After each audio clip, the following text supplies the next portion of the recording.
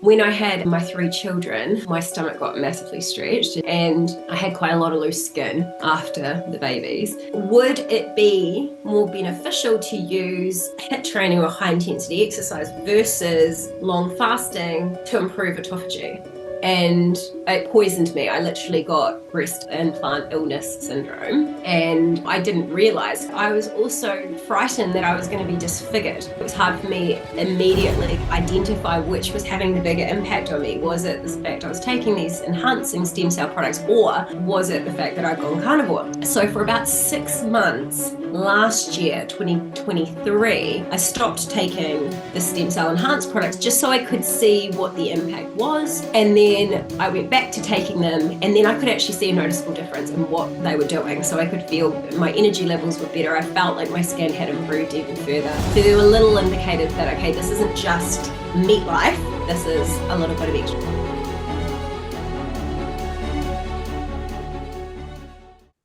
Ladies, gentlemen, boys and girls, and super unintelligent shades of the colour grey, but however you identify, you're welcome here, unless you're going to vote the wrong way in the US election, in which case you can fuck right off. Today, my guest is Jess, and Jess really needs no introduction, so I won't give her one. And we're going to talk about things and stuff and catch up generally, but you had a topic du jour for the day, that is. Good morning, everybody, first of all. Yeah, basically what I want to look at talking to Bart about today is a protocol for improving skin. When I had my 3 children, my stomach got massively stretched, as you can imagine, and I had quite a lot of loose skin after the babies. And I have found some improvement definitely when I went carnivore originally, when I was doing some different fasting protocols and stuff. I found that improved quite a lot. However, in the last probably 6 months or so, I have done a ton of work on my core area and my rib cage and all of my abdominal muscles. And what's happened is my waist has gotten even smaller. And now, because as a resultant, I've got even more skin at my stomach. I mean, I guess it's a vanity issue, like ultimately, but I also feel as though it's cumbersome. Like when I'm moving and stuff like that, I'm feeling it and I'd really love it to be gone. So I know there's a lot of women out there suffering with similar issues post-birth, or even just say you've lost a massive amount of weight, it's pretty common. And so I wanted to start a protocol to target that area specifically. Right. Excellent. Okay, well, for my 2p worth, if it's worth 2p even, I don't know, I do need to prefix everything with I am not a specialist in skin. It's not my area of understanding at the levels that my understanding is in other areas. Luckily, I do have some quite good networking skills, and I absolutely can introduce you to Dr. Abs. Oh, okay, cool. Who is a dermatologist. Yes. And he's a very high-end dermatologist who has non-disclosure type clients, shall we say, of a famous nature. So you'd fit right in being a famous person yourself, of course, with the social media and all that. So, I mean, I absolutely can hook you up with Abs in the background, and you can stare longingly into his blue eyes, which I had to ask him the other. I said to him, "Are you wearing contacts?" Did you?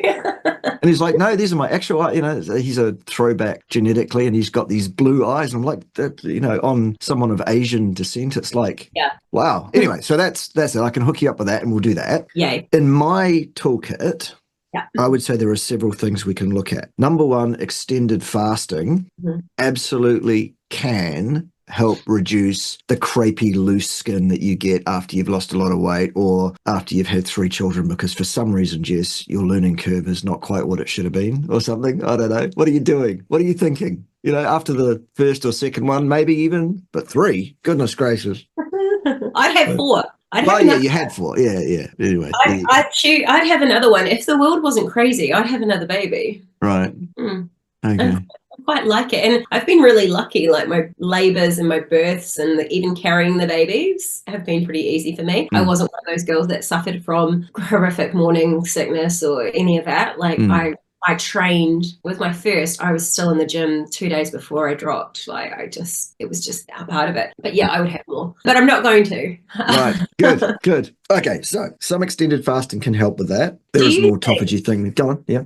Yeah, I was just going to say with the autophagy thing, because I did those fasting protocols when we first did the 90-day challenge together. And for those who haven't seen it, go back and check out our 90-day challenge that I did when I first went strict carnivore back in January 2022. So we're now October 24th. It's been a long time. But already you can see the changes on my skin and on the density of tissues and stuff there. And that was with doing some extended fast. I think my max fast I got to was about 44 hours-ish, around there. And then the reason I stopped doing the elongated fast was because I kept waking up at night. And that could be something common. We obviously dealt with that when I was doing the 90-day. And I stopped fasting because I didn't require it. I guess my question is, if I have, as I have been, strictly carnivore for so many years now, and my body is naturally in fat adaptation, so I'm taking those fuels, and a lot of the time I'm sure I am in that zone of autophagy just naturally anyway, would it be more beneficial to use, say, HIIT training or high intensity exercise versus long fasting to improve autophagy? Yes, it's possible. Absolutely. Which then also does beguile the question, why not superimpose those two things for double value? So you could absolutely throw that in as a potentially useful agent. Of course, your mileage will vary on everything. This is the way of it. I don't know, other thoughts that you have? Well, yeah, so with NRT, obviously, with what I specialize in, we have the ability to treat sensory receptors on multiple layers. So I'm going to do some work on my skin directly. I'm going to do some work myself on that side of it, on the neuromuscular side of it. So yeah, it's just complementing it with maybe some long fasting, or maybe some high intensity exercise. And then I'm also going to be using the Cerule night cream on my stomach directly. So I plan to use it for probably over a year. And I just haven't got around to doing it. And I wanted to do it in a bit more of a fixed kind of protocol way where we can look at something specific. But the great thing about the night cream is obviously it has the AFA ingredient in it. So it's going to bring the stem cells to that area of tissue that I'm directly putting the night cream on. And using that in conjunction with the stem cell enhanced products. So for those who don't know about these products, basically what they're doing is they're encouraging the migration and release of our own adult stem cells that exist in our own bones to release and then go to the sites that need repairing and replacing. So these products are pretty amazing. I have been using them on and off for, well, God, since I was pregnant with Winter, and she's going to be 4 next month. So on and off for a few years. Because I kind of started taking them at the same time that I went heavy meat-based, it was hard for me immediately to identify which was having the bigger impact on me. Was it the fact I was taking these enhancing stem cell products, or was it the fact that I'd gone carnivore? So for about 6 months last year, 2023, I stopped taking the stem cell enhanced products just so I could see what the impact was. And then I went back to taking them, and then I could actually see a noticeable difference in what they were doing. So I could feel my energy levels were better. I felt like my skin had improved even further. So there were little indicators that, okay, this isn't just meat life. This is a little bit of extra something. Yes. So I had, full disclosure, I had some issues with the products because I am a carnivore and I'm very just naturally strict on eating this way. This is just my life, and I don't feel... I've known Jess for 20-something years, I think it is now, and she's as anal as fuck, basically, about everything. Yeah. So, it makes me very good at my job, but it can be an absolute pain in the ass to live with or, be in relationships with, because I am very anal. Like I once I stick to something and I see the result of something, I don't pick something else back up. Like I just, and that can be hard for people because I can be very consistent, very disciplined and anal, that, this is just what I do. This is just my life. And I don't need to play around with dabbling with other foods because I felt so freaking good after doing it that it's just was a no-brainer for me just to leave that alone. And so because I'm so strict with that, I do find that anything that isn't meat has a strong reaction in my system now, and it's so noticeable. And so when I started taking the stem cell enhanced products again, they are encapsulated with a veggie capsule, and it was upsetting my stomach.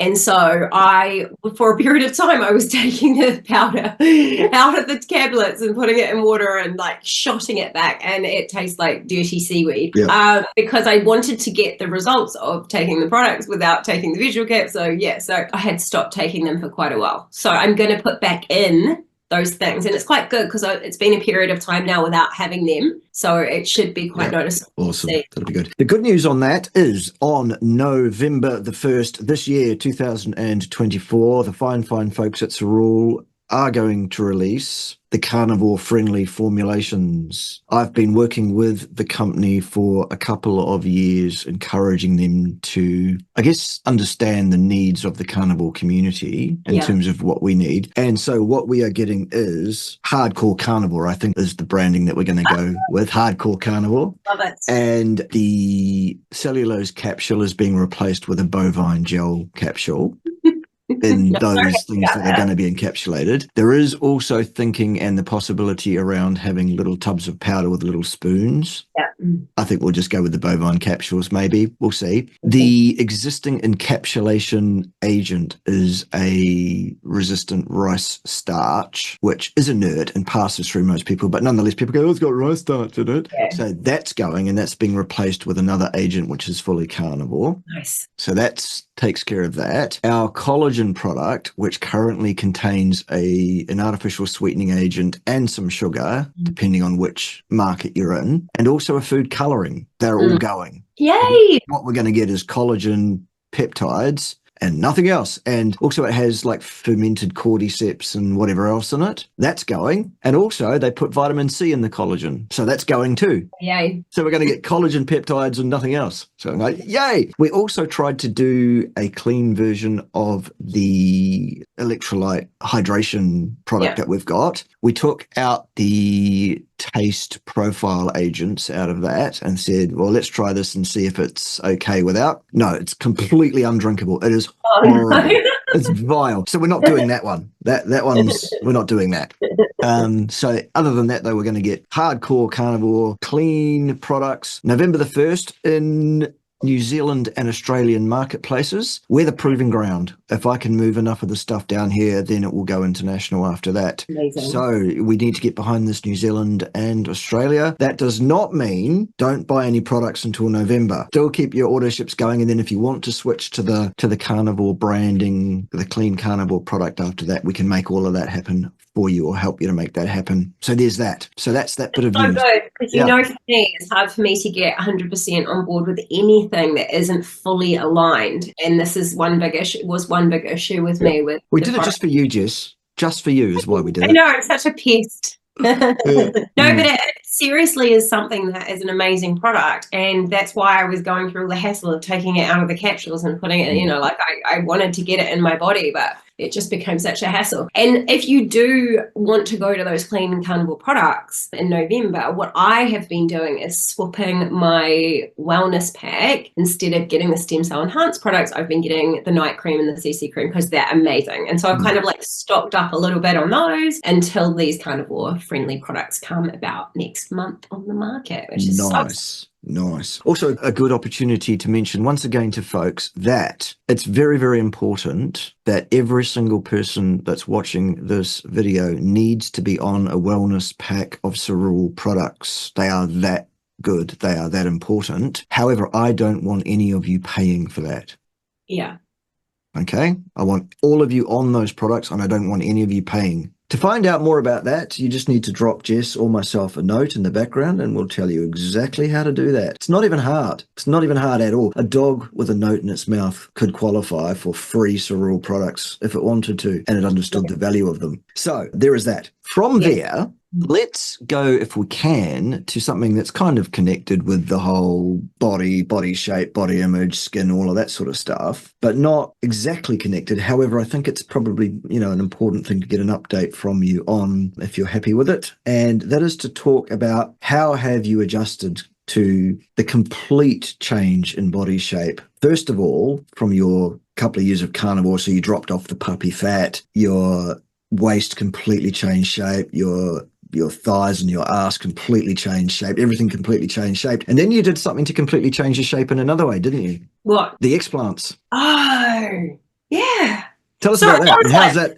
What? Yeah, and how is that adjusted? How have you? I mean, because you would have to have got used to being a completely different shape. Oh yeah, totally. But you know what was really interesting? So in June 2023, so it's been over a year now that I've had these toxic bags taken out of my body, and it was like quite a journey to get them out as well. It was like on my radar I had them for 20 years, but I was carrying them around in my body, and it poisoned me. I literally got breast implant illness syndrome, and I didn't realize, because every time I'd had them examinated as well and had mammograms on them and ultrasounds on them and all the things, they were completely intact. There was no ruptures, there was no leaking, but yet I was still poisoned by these products and by wearing them. And I think I was so naive, but like I never ever, when I put them in my body, one, considered what it might be doing, that it might leak, that it might damage me, that it might cause me health issues. Didn't even think about it. Secondly, didn't even think about the fact that I'd need to take them out. Just thought, I'm getting them in, they'll be there for life. Like I just didn't think about it. And so when I had babies, it definitely affected my breastfeeding 100%. Like, I mean, I don't know because I always had them, but I had difficulty getting enough milk, having issues with milk and breastfeeding and stuff. And I believe it is because of having breast implants. Basically, I ended up with a dermatitis type skin eczema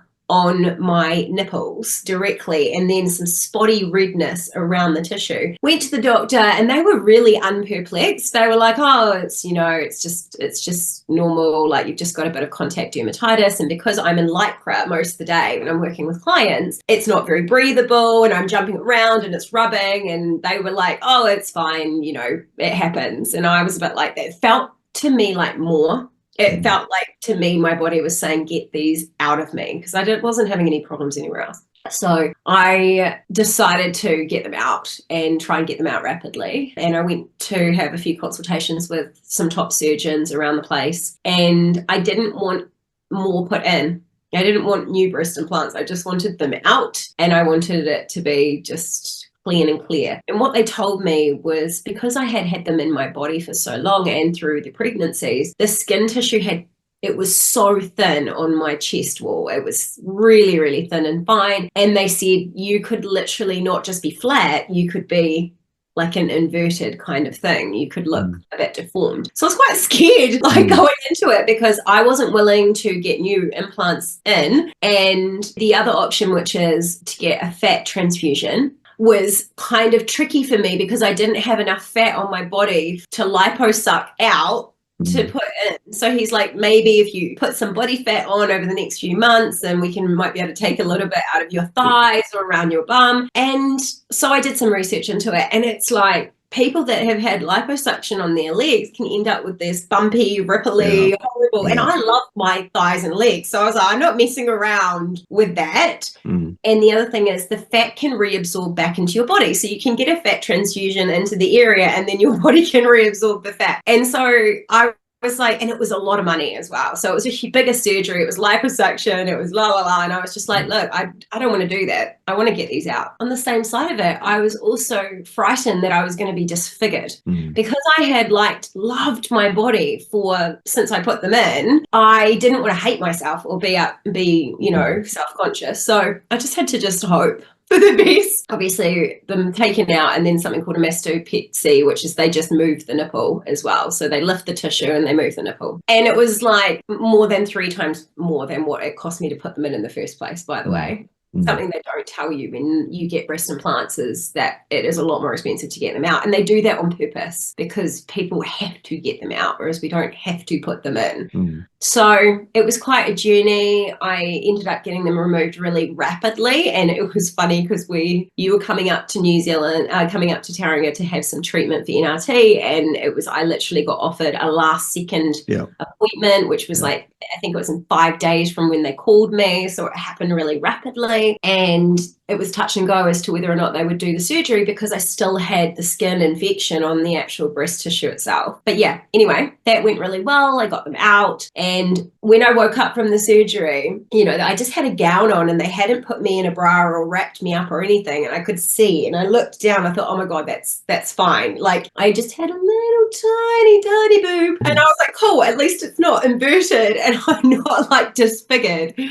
It's been a ride, the healing afterwards. I had to detox. I've gone through all this different specialty treatment. I've had lipid transfusions and infrared beams directly beamed into my bloodstream. And I've had all this different treatment that I had to detox from. And I still believe I'm still kind of detoxing. And I'm not sure if it's 100% from the breast implants or if it's from a combination of that with the absolute massive quantity of plants that I ate for 25 years. I get oxalate dumping. I still have oxalate crystals coming out my skin. Yeah. And I just know that that's just part of the parcel because there was such an accumulation of those oxalates. And over years and years and years of eating a ton of plants, thinking I was so clever, eating a ton of plants and look how healthy I am. And I was laughing with my girls yesterday because I said, do you remember how many hours I used to spend in the kitchen with prep, chopping up thousands of vegetables into little containers and making all my own activating nuts and dehydrating them and then making my own muesli out of nuts and then making a paste, and it would take me like 5 days to make a muesli out of nuts. It was insanity. Like, I actually thought, oh, look how cool, look how good I am, look what a good mum I am. And learning that was all poison, and it was lucky that I was soaking and sprouting that, because the quantity of nuts and seeds that I was eating that are poisonous, at least those levels reduced slightly by taking the nut and seed through that process. But Jesus. So I'm still detoxing. I'm still getting out. I still have skin issues slightly, and it flares up and down around my breast tissue as my nervous system goes into some kind of distress state or as my immune system's compromised. And I still have oxalate crystals coming out my legs, coming out my stomach. And I'll feel this little sharp bump and there'll be like a little crystal there. So they're still coming out of my skin. Oof. Yeah. Yeah. Terrible. Joy. Yes. All right. Well, that all sounds like a pretty good sort of an update. I don't know. I love my little new boobs, by the way, everybody. Like, it's so... Cool. It's so funny because I've always been very like built muscle on my thighs and legs quite easily, let's be honest. And even without exercise now, I maintain my hourglass shape. Like, I have done, when I did the 90-day challenge with you back in 22, I did 0. I did like 1 or 2 of the lightest resistance sessions you can imagine, if anything. Yeah. For that 90 days, because I didn't want to blur the results. I barely exercise these days, that's the truth, and I maintain my muscle tissue and I maintain my shape and size and my composition without any exercise to manage that. That's just natural through my lifestyle and what I eat. And so I was worried that I wasn't going to be balanced by taking out these breast implants and then having, an hourglass figure. I was like, I'm going to look all out of shape and all disformed. But what I actually found was, weirdly, all my dresses, all my tops, all my outfits that I thought, oh, these are going to look stupid, they look really good with small boobs. And I don't even know how I fit my D breasts into these skimpy little dresses. But actually, I didn't have to throw out much of my clothes. All of my bras had to go. All of like the things that contain the cup itself had to go. But everything else actually fits and looks really nice. And I think I'm more in balance than I was before I had these gigantic boobs. And it makes me look slimmer too, because you can imagine these things on my chest. It made me look bigger as well. So I actually love having little boobs. And as the year has gone on, they've softened and they fluff out a bit, so the tissue just comes out a bit. But these I'm really happy with. And, I'm just performance chasing really now. I'm just like, I'm in such good health really, and I'm in such good energy, and I don't have any pain or tightness or problems in my body thanks to NRT. And so now I'm like, oh, what can I do to improve my skin? Or what can I do? Like, I'm like just going to the external kind of superficial things to see what I can do with that. Because I know there's a lot of women out there that have these similar issues. And I haven't seen specific protocols just for loose skin and just for this kind of thing. So I'm excited to see on myself what we can achieve using a few different modalities to attack this. Yeah, mostly they'll say it's a surgical issue, but mostly that's also people who have lost a fuck ton of weight. And as long as I've known you, I know you were as a youngster quite pudgy, but as long as I've known you, you've always been in pretty relatively good shape. Yeah. So you haven't lost a huge fuck ton of weight or anything like that, and you don't have this great big huge create all of that kind of stuff. You've just got a little bit around your umbilicus that just sits above your pubic bone, basically. And it's the clear marks of someone who has had several kids. So I think that's absolutely something that probably can be sorted almost to perfection, I would imagine, without any surgical intervention. I'm hoping so. And I'm quite sure that abs I back won't me up go on in that. tonight. I looked at it when I got my boobs done because I was like, okay, I'm having surgery. Let's look at what we can do with the whole thing. But unfortunately, it would include like a full, like they cut you from one side of your pubic, across to the other. Yep, aces to aces. I wasn't willing to get a big U scar on my stomach. And it's annoying because I just want to actually pull the skin up. I've lost my belly button because the skin hangs over. You can't, like, it's like I have no belly button.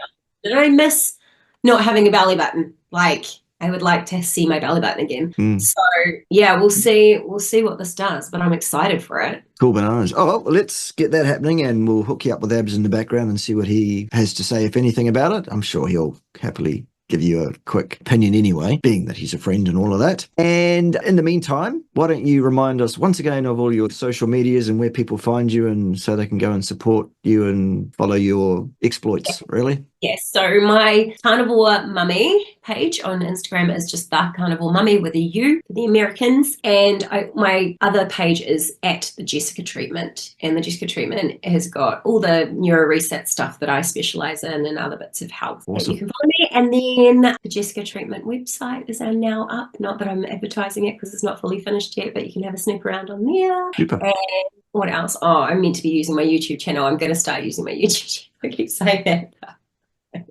Yes.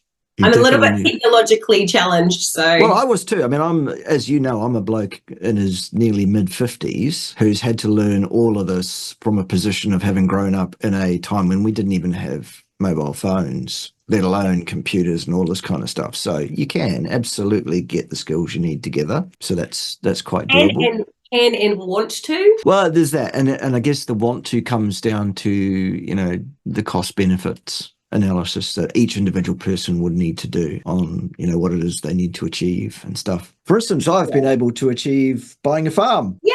Yay! I can't wait. It's 25th is when we get possession of that property, and we will immediately secede from New Zealand to become the independent sovereign nation of Pimbatia if she's listening, or just Batia if she's not, pretty much. My kids said they were cracking up. And they said, it's Batia. I said, yeah, but just depends on it. And from Pim, it's Pimbatia, and she's the queen, so we'll let her have it. It looks so amazing. I'm so excited for you. It's stunning. The property's beautiful. Yeah, it is. It really is. So we're very much looking forward to that. There'll be a lot of work to get it banged into shape when we get there. There are a few things we've got to take care of, including some rooting pigs that are coming from the next door forestry plot that are getting through the fences and rooting around in the back paddocks and ripping up the grass and causing mayhem. So we're going to be eating a lot of pork, I think, when we get there for a bit.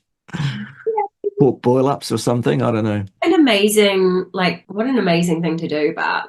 This is going to be such a journey. Oh, it's going to be cool. And we're going to, of course, document the whole thing of, here are two completely green, non-farming people who have bought a farm who are going to learn how to do it. And, we're going to make mistakes. Of course we are. We are also talking to as many people who know something about it as possible so that we don't make the obvious really bad ones. Animal welfare will be important, of course, because we are going to stock the place up progressively. It's a large property and it will capacitate a large number of animals, but we're going to start small until we know what we're doing. That's so exciting. Including probably letting out an amount of the grazing to local farmers in the first year or two until we get up to that. But it's going to be great. And I'm even thinking about tanning some hides and, all of that kind of nonsense as well. I'm so excited for you. And of course, you're invited to come and visit the sovereign nation. We'll be down there. We'll be down there on the farm. The girls are so excited. Yeah, it's going to be awesome. Yeah, it'll be great. All right, well, we'll leave it at that. Good chat as always, and I'll be up for some treatment as soon as I can recover from having bought this farm. It gets to the point with some of these, when you've got there was a question as to whether we were going to have to pay 20% or 30% deposit. And it was like, 20 will be fine, 20 will be fine, 20 will be fine. Here's the cutoff on the size of the property. And ours was like 0.3 hectares over the cutoff. And the broker was like, oh, no, it's okay. We'll get you the 20. We'll do a deal and blah, blah, blah, blah, blah, all this kind of stuff. Anyway, when the push came to shove at the end of it, the bank said, no, we're not going to. You're going to have to. So we had to come up with another 10% cash that we weren't expecting to. So, I mean, literally it's been diving down the back of the city for pennies.